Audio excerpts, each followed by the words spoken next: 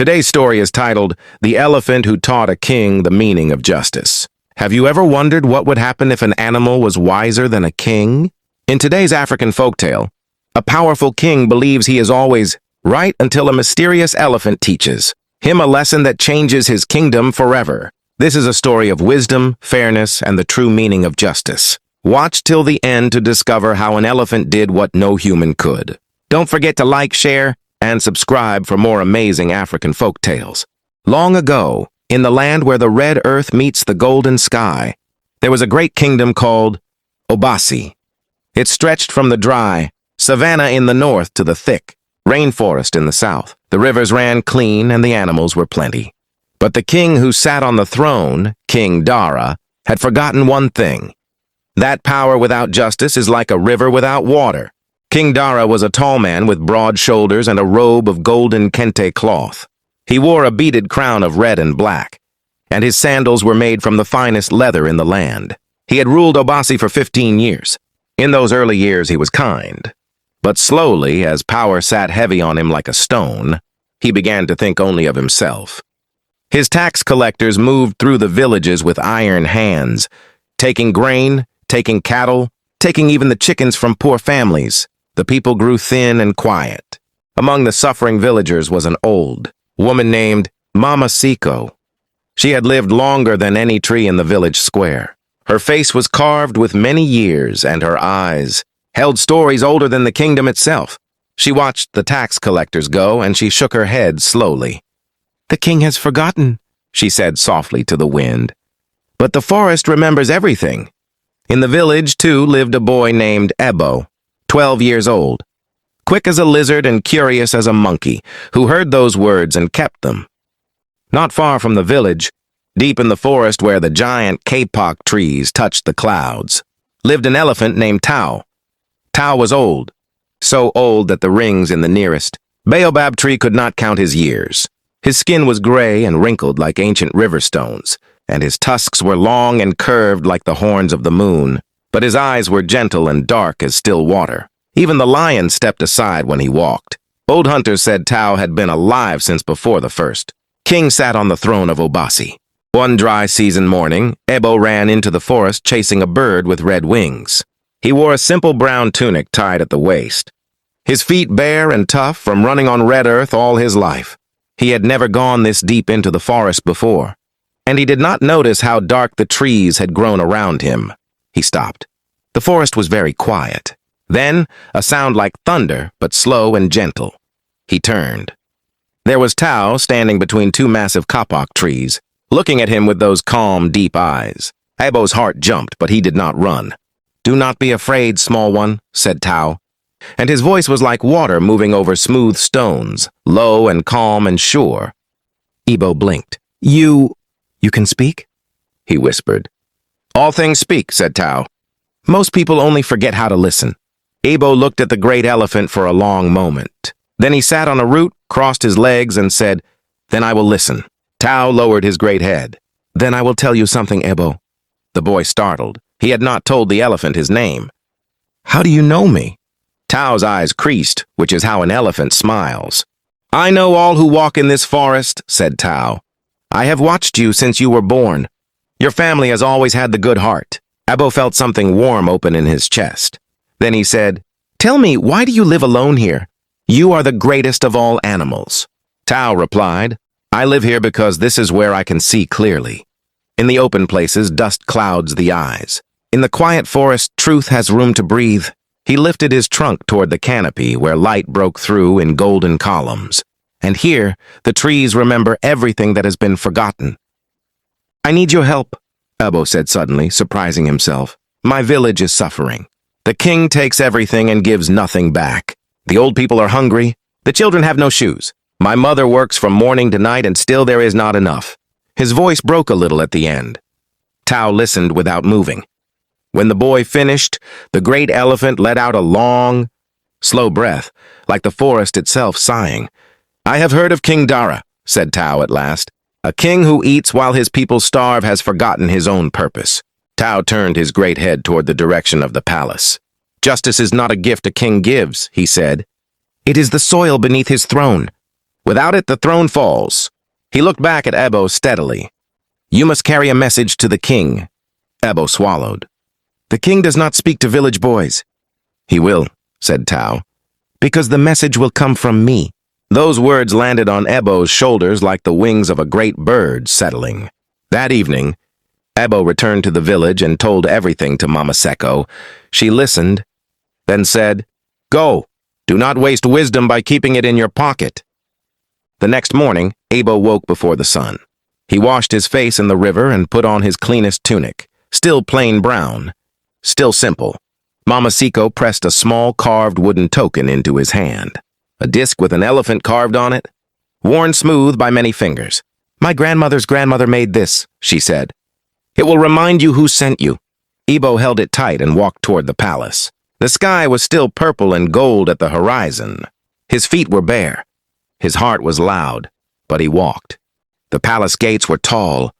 Twice as tall as any man is made of carved, dark wood banded with iron. 2 royal guards in red tunics and black trousers stood with spears in hand. They looked at Ebo the way a hawk looks at a small mouse. What do you want, bush boy? Said the first guard. I carry a message from Tao of the forest, said Ebo. The second guard's eyes shifted. His spear lowered just slightly. Even guards had heard the name Tao. They led Ebo into the outer courtyard. He had never seen so much food in one place. He thought of his mother's empty pots and felt the anger in him sharpen like a blade. King Dara sat on his throne in the great hall, a tall chair carved from one enormous piece of ebony wood, draped with leopard skin and red kente. He was speaking to his advisors when the guard announced the boy. Dara looked up, sharp and suspicious. A boy with a message from an elephant. He laughed. But one of his older advisors, a gray-haired man named Elder Boma, did not laugh. My lord, he said quietly, Tao of the forest is not a name to laugh at.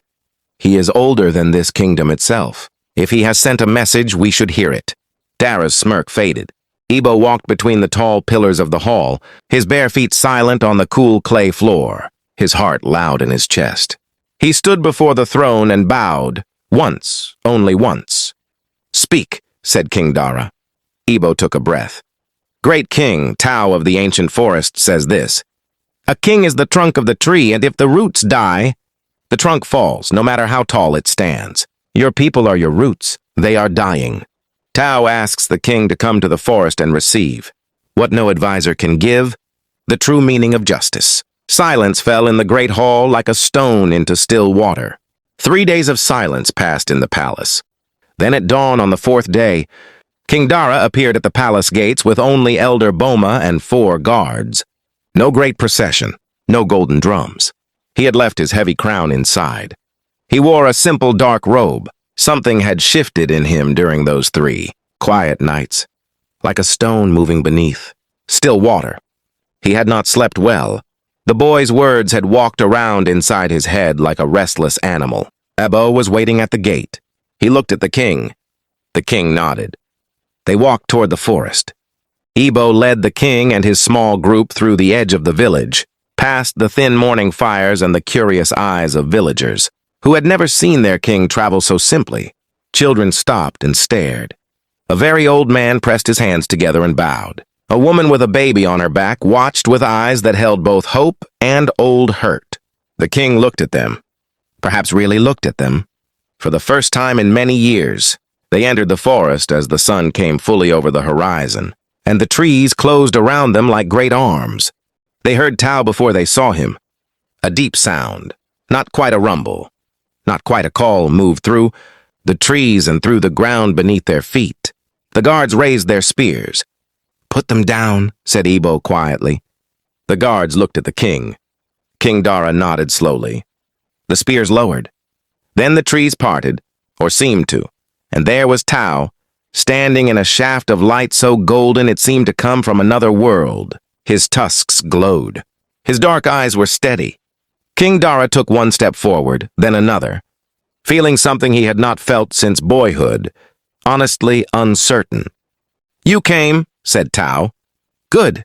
Courage is the beginning of wisdom. King Dara looked at the elephant steadily. They say you are old, he said. Older than memory, Tao replied. Then tell me what you have seen. Tao moved slowly to a fallen tree and stood beside it. The bark had rotted and hundreds of small creatures, beetles, ants, tiny frogs, moved through it. Look at this, said Tao. A dead tree, said the king. No, said Tao. A tree that still gives life. It gives more now than when it stood tall and kept all its branches for itself. The king was quiet for a long time. A king, said Tao, is like a great tree. While he lives, he must give shade. To the old, to the young, to the weak, to the stranger. If he keeps all the light for himself and leaves his people in shadow, he is not a king. He is just a tall piece of wood waiting to fall. King Dara felt the words settle into him. Finding places in him he had not known were empty. I have not given shade, he said quietly. It was not a question. Walk with me, said Tao, and the king walked. They came to a clearing where a stream ran clear and cold over smooth brown stones. On one bank, a herd of gazelles drank. On the other, zebras waited their turn. Between them, a crocodile lay still as a log in the sun, but had not moved toward either group. Why does the crocodile not hunt? Dara asked. Tao said, because this is a peace place. All animals know it. Even the hunter rests his hunger here. This is what a king's court should be, a place where the weak are safe. King Dara stared at the still water for a long time and said nothing. That night, the king and his group camped at the edge of a forest clearing. The guards built a small fire. They had brought no great feast, only dried meat, flat bread, and some fruit. King Dara ate it and said nothing. But Elder Boma noticed that the king ate slowly and did not take more than his share, a small thing. But Elder Boma, who had watched this king for 15 years, knew that small changes in a river's flow eventually change its course entirely. In the firelight, Ebo asked the king, Great king, what was your father like? The guards tensed, but Dara answered. My father was harder than I am, said King Dara, and yet the people loved him. I never understood why, Elder Boma said softly. Because he was harder on himself than on them.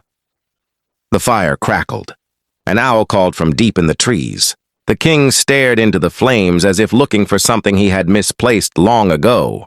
Morning came like a slow painting, first a thin gold line, then purple fading to rose, then the full burning copper of the African dawn. Tao was there when they woke, standing at the forest edge as if he had never moved. On the second day, Tao led them to a great baobab tree, older than thought. Its trunk wider than a house. In its roots sat an old blind man, so still he almost looked like part of the tree. When the king approached, the old man said without being told, A king has come. I can hear the weight of command in his step. Dara stopped, surprised. Who are you? He asked. I am no one, said the man. I was a farmer. Your tax collectors took my last grain 3 seasons ago. My children went to the city. I came here to be near the old tree. He said it without anger, just tiredness. King Dara crouched, a king, crouching before a ruined farmer, and said, I am sorry. Tao watched and said nothing. Some lessons need no commentary. They walked on. How many like him are there in my kingdom? Dara asked Elder Boma. The elder did not hesitate. Many, my lord. I have wanted to tell you for 3 years, but could not find the door. Dara looked at him sharply, then looked away. I closed the door, he said. Yes, said Elder Boma simply. That single word, yes, was the most honest word anyone had spoken to the king in many years. Tao brought them next to the Obasi River that split the kingdom in 2. On the northern bank, the king's warehouses stood fat and full. On the southern bank, the fishing village lay quiet in midday heat, its people moving slowly with the heaviness of hunger. Tao stood at the water's edge and swept, his trunk slowly from one bank to the other. The river does not belong to one bank. It moves between both. That is what makes it a river and not a pond. They crossed in a narrow dugout canoe. In the fishing village, a young woman named Adaiz came forward, a child on her hip, too tired to bow. My lord, said Adaizi, do you know what we eat when the fish do not come? The king shook his head. Nothing. We eat nothing, but we are still here. King Dara looked at the child on her hip. A small boy with round eyes and a too thin body. The child looked back at the king without fear, too young to know who kings were. That unknowing gaze went further into Dara than anything Tao or Elder Boma had said.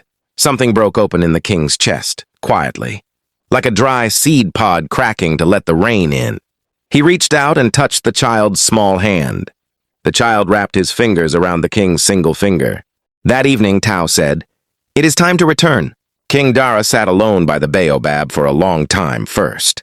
Finally, he said, "I thought I was protecting the kingdom by keeping the treasury full. A weak kingdom falls to enemies." Tao said, "A kingdom where the people starve also falls from within, like a tree that is green on the outside, but eaten by termites at the root. There is no safety in a throne built on empty stomachs." Dara looked at the elephant. "What is justice, then? Tell me simply, so I cannot argue with it." Tao was quiet for a long time. Then he said, "Justice is when what a person needs finds its way to them, not as charity, not as pity, but as their right, as rain is the right of the dry earth. No one says the earth does not deserve rain. No one makes the earth beg for it. Rain comes because the earth exists. Justice comes because people exist." The king sat with those words until the stars appeared above the baobab, blazing and countless, as if the sky itself were trying to say something about how much light is possible in the world. On the third day, the forest brought rain, light, warm rain that fell through the canopy in gentle curtains.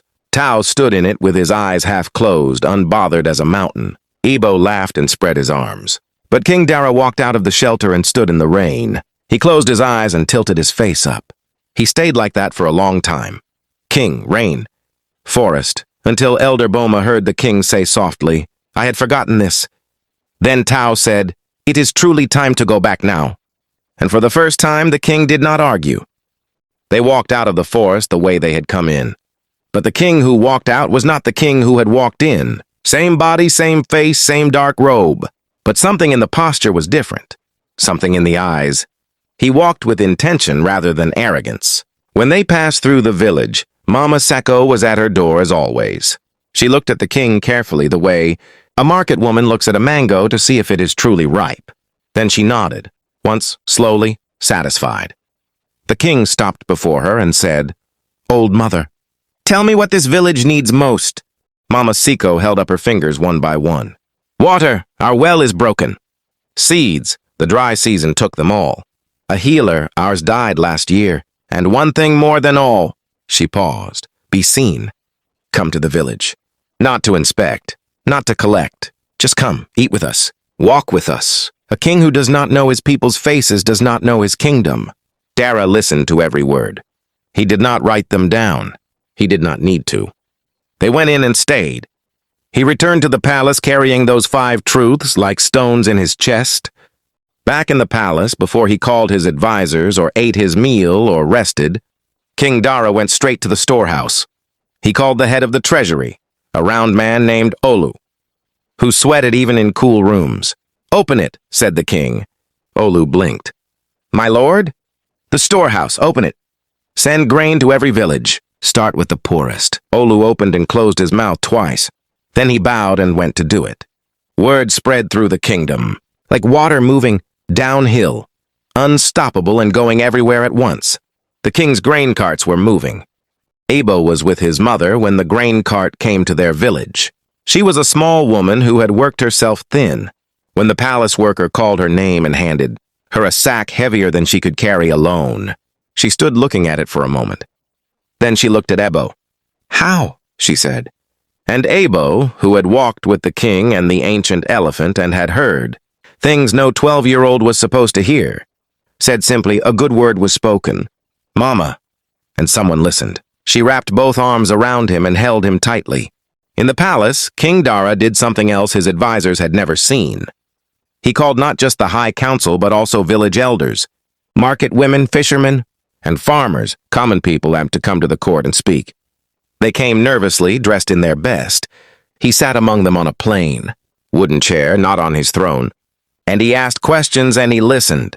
The palace hall, built for command, became something it had never been, a room where truth could enter.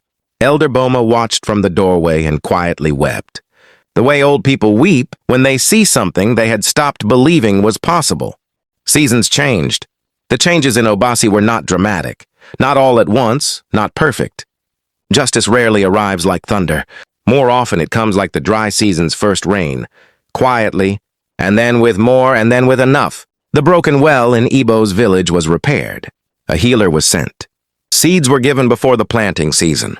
And once a month, the king came to the villages, not with a great procession, but with Elder Boma alone, to walk and listen and eat with the people. The villages began to grow again, slowly like good things grow. Ibo grew. Elder Boma took him to the palace school by the king's request. He learned to read, to reason, to speak in the king's court. But he never forgot the boy who had run barefoot into the forest chasing a red-winged bird. He never forgot the great dark eyes of Tao, or the words that had moved through that still forest, like stones dropped into deep water. One day, a proud young prince from a neighboring kingdom came to Obasi and laughed at the plain way. King Dara received visitors. Before Dara could respond, teenage Ibo said quietly, "A court that impresses only the proud does not serve the people." Elder Boma leaned close to King Dara afterward and said, "That boy will be someone great." Dara looked at Ibo across the room. "He already is. He was the one who opened the door." For the rest of that year, Dara made a habit of telling people, quietly in conversation, not to the praise singers, the truth of how the change in Obasi had begun. With a boy chasing a bird and an elephant who remembered everything. Years passed. Mama Siko died peacefully at the greatest possible age, beneath the shade of her mango tree. They buried her there, and the tree grew over the grave like an embrace. Ebo returned to the forest alone, for the first time in years. He walked the path he had run as a 12-year-old, slower now, with longer legs and more weight in his heart. The forest was the same. The great trees, the ferns, the filtered light. He called out, not loudly, just into the green air. He did not know if Tao would come. Then the ground moved, that deep, slow vibration, and there was Tao between his trees, those dark, ancient eyes unchanged. "You have grown," said Tao. "A little," said Ebo. They stood in the sacred light, and both of them knew what had been done and what it had cost, and what it had given. "The king," said Ebo, "is not perfect. He still makes mistakes. Some things are still broken. Some people still go hungry." Tao listened. "But he tries," Ebo continued. "And when he fails, he asks how to do better. Is that justice?" Tao was quiet for a long time. "It is the beginning of it," he said at last. "Justice is not a destination. It is a direction. As long as a people and their king face toward it, they are already walking the right road." Then Tao placed his great trunk, gently, like a hand, on the young man's shoulder. Ebo felt the weight of it, ancient, warm, impossible. "You carried the first message," said Tao. "Now carry the longest one, the one that does not end in a king's reign or in your own lifetime. Justice must be taught to every new generation, not only in the palace school, but in the village, at the fire, in the story, in the song. That is what keeps kingdoms alive, not armies, not treasure. Stories of what is right." Ebo nodded slowly. In the distance, through the great trees, he could just see the faint, warm light of the village fires, beginning to appear in the early dusk. Home was that direction. He turned and walked toward it. And so the story became a story. Ebo grew into a great elder of Obasi, not a king, but a keeper of stories, which is a different kind of power. He told the tale of the king and the elephant at every fire, in every village, on every harvest night. Children listened with wide eyes. Old people listened with closed ones. And deep in the forest, through seasons beyond counting, Tao walked on, between the great trees on the cool earth, under the wide sky, patient as time, steady as stone, carrying within him everything the world had forgotten and needed to remember again. The forest remembered, the story lived,